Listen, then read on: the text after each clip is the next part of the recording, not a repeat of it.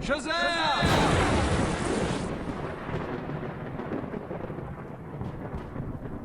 Let's get right into this review. Dark Knight's Death Metal. Issue number 4. I'm Max Prime. Welcome back to the channel.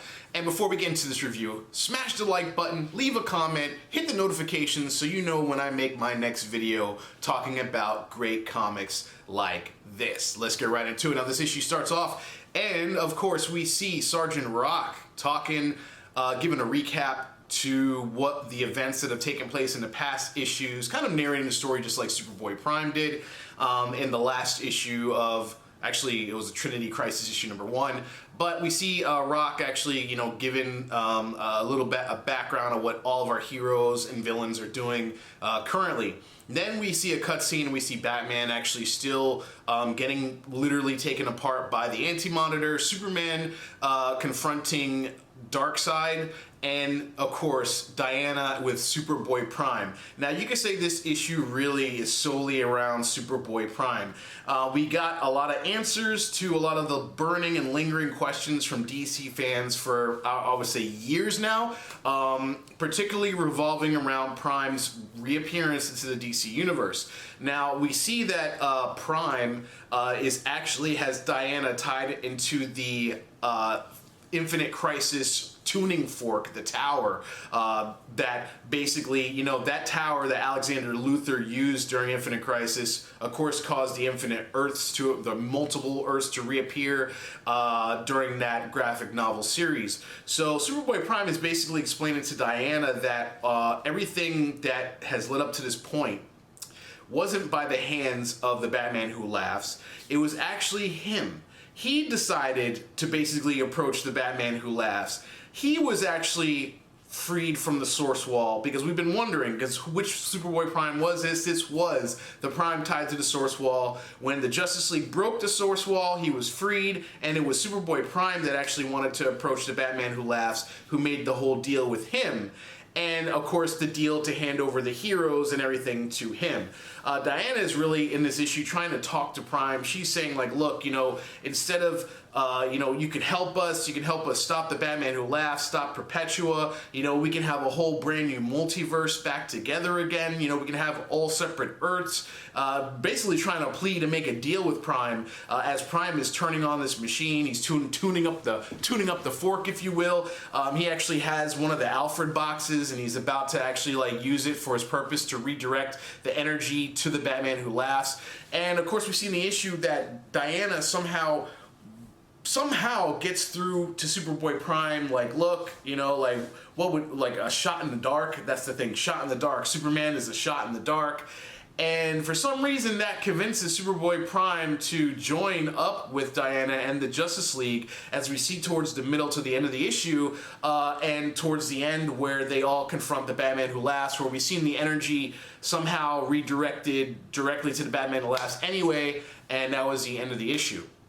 Now, I know that was a fast, brief run through the issue, but let's get to the Superboy Prime part, because you know and I know that that is the most important part of this book, is the Superboy Prime reveal that he completely just all of a sudden wants to be a hero again, or he just was so easily convinced by Diana. There has to be a little bit more to that, because remember, Superboy Prime is omnipotent. He does what he wants to do. No one can control him. He also believes that the heroes were a plague to the Earth. Remember, he said the same thing that he said in prior series, prior comic books.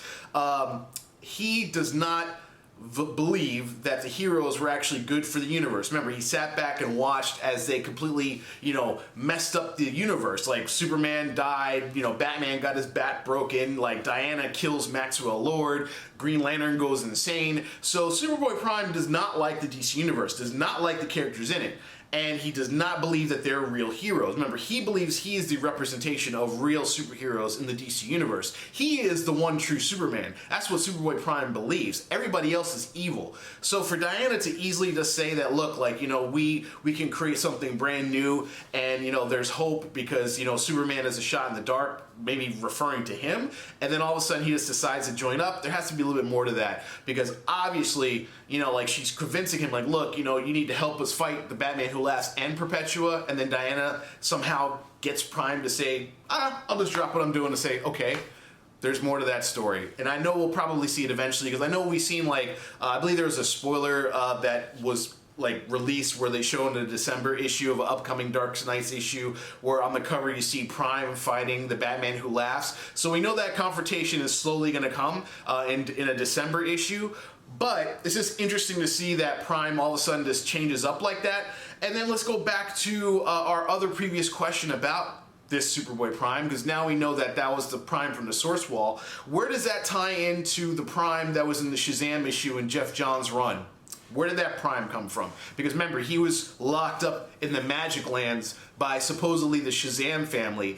And then even more so surprising as I go back to that issue, the question is, if Batson, Black Adam, and the rest of the Shazam family did not recognize who Superboy Prime was, so how was he locked up in the Magic Lands anyway? Who locked him up in there and put the actual magic red sunlight to kind of keep him depowered? Who put him in that prison? Because remember, Shazam and them didn't recognize who he was.